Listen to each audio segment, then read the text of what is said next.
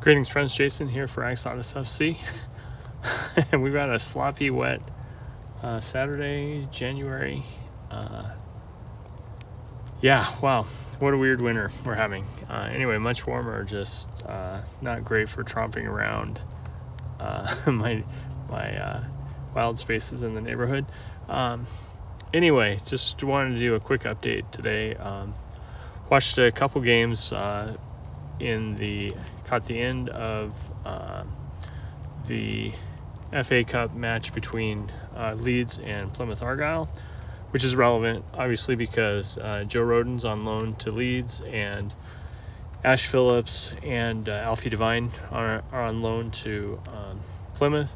And in this case, it ended up being a 1-1 draw. So they'll do a replay. Interestingly, no, it hasn't been announced when that replay will actually take place, as far as I can tell, which surprises me. It seems like they should know immediately if there is going to be a replay when it will take place. It is going to be at Plymouth, so that's to their advantage. But anyway, so yeah, I'll want to pay attention to that replay. Hopefully I'll be able to tune in when it happens, because I'd like to see Ash Phillips in action. Obviously, Alfie Devine isn't eligible to play since he had already taken part in the FA Cup when he was on loan to Port Vale. So it's strictly Ash Phillips and Joe Rodon, but both started respectively, and I'd expect them to do it again. Interestingly, too, for Leeds, they will have to play Plymouth again within championship play on February 17th, and so they were as a team that's trying to contend to get promoted back into the Premier League, having to play extra fixtures can take its toll. They're pretty close to the top, but like about fourth place right now, I think. So anyway, interesting how that's shaken out, and anyway, I'll be curious to watch how Ash Phillips and Joe Rodon do in person, since I didn't catch. Actually, I think they were both subbed. Well, no, Rodon was in, but anyway, Phillips had been subbed out by the time I caught the end of that game. And interestingly, Leeds kind of dominated the first half, it sounds like, and they let Plymouth hang around and paid the price, essentially. So let's see. Staying on the FA Cup topic, thinking back to our game with City yesterday, with a little further analysis, and I think it hurt us that we just didn't have any midfield depth, really, to sub. Although I would say Skip was pretty decent again when he came in, and it was super frustrating, actually. He had that great run. Finally, we put together something with Kulusevski, working with the midfield to move the ball up to the front. Skip made a great run ahead.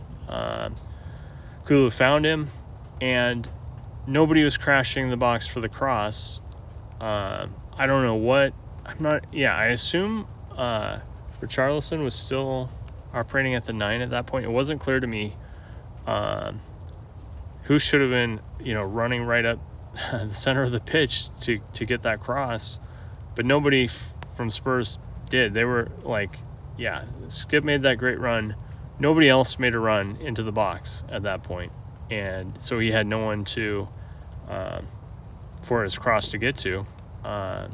Super disappointing, because so much of what we had done at that point. But I mean, at that point in the game too, it very well could have been fatigue holding those guys back. Understandable. We didn't really have much substitution depth, given our absences and injuries and etc. But that moment definitely stood out, and Skip did what he was supposed to do. And anyway, beyond that, Timo Werner did have a bunch of runs that we didn't take advantage of. And overall, Højbjerg I think was quite good yesterday out of the midfield. But the problem was he was tired by the end, and he made those couple bad mistakes at the end. It's more a depth issue than I don't blame him necessarily. It's the scenario where we have to have guys that we can bring in that are fresh to reinforce. City is the kind of club that has De Bruyne and Doku, off the bench late, and we didn't have.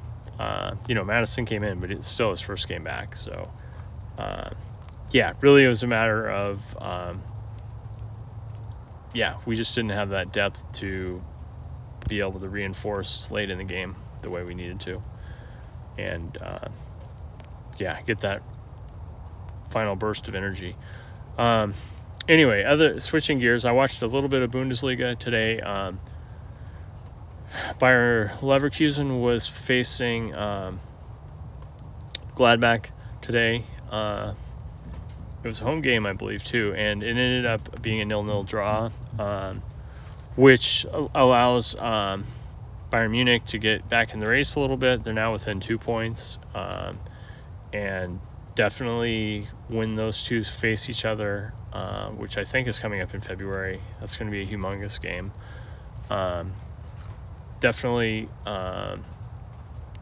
think Leverkusen was missing Boniface, who's off at AFCON, and they definitely dominated possession and had tons of shots on goal, but Gladbach was resolute and did a good job of, clearing it every way possible, getting, last-second tackles in, and, just playing well. And actually, Joe Scally, who plays as like a defensive wingback, I think, most of the time for Gladbach, had a solid game.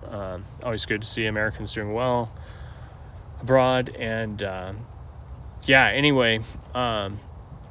big game for him and the team, and big 1 point for Gladbach, because they're more towards the bottom of the table. They're not in danger of relegation at this point, but they're lower than I think they'd want to be, definitely. Interesting stuff there. I think I'd like to see Bayer Leverkusen, get the Bundesliga win, and deny Harry Kane yet another trophy. Although it's more about having someone else win other than Bayern Munich than anything else. And I think that would set up Xavi Alonso to be that perfect replacement hire for Jurgen Klopp. So, I would much rather see that happen than them come sniffing around for Ange at this point. And I want Leverkusen to do as well as possible, I think. It'll be interesting to watch that race in the second half of the season here.